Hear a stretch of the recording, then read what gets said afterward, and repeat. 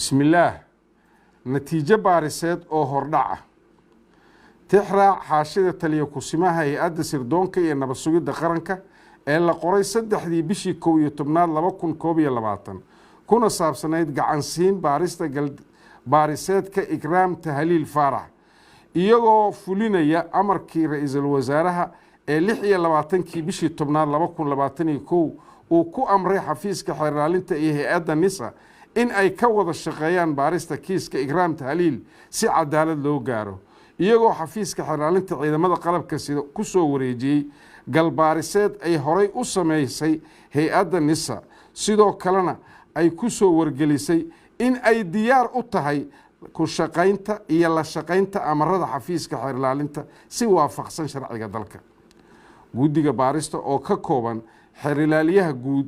ku-xigeenkiisa iyo sarkaal ka socda nabad sugidda waxay bilaabeen baaristii iyagoo dib u akhrin ku sameeyey galdacwadeedkii la soo gudbiyey waxayna go'aamiyeen in dib loo waraysto dhammaan dadkii ay cabashadu ka taallay xafiiska guddigu waxay wareysteen isla markaana cadeymo dib uga wada qoreen cabdiqani maxamed cismaan wadnaqabad iyo asma yuusuf cumar kuwaasoo ka mid ahaa saraakiisha hoose NISA ee cabashada laga soo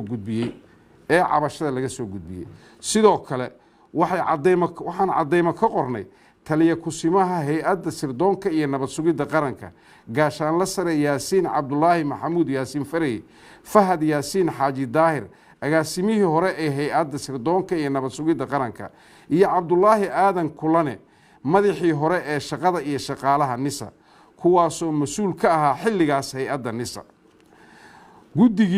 guddiga baaristu wuxuu baaris ku tegey xafiiska taliska hay'adda sirdoonka iyo nabad sugidda qaranka iyagoo u kuurgalay goobihii ay ku xirnaayeen kaamirooyinka qarsoon ee CCTV sidoo kale wuxuu booqday xafiiska la socodka kaamirooyinka sidaas darteed guddiga baarista kiiska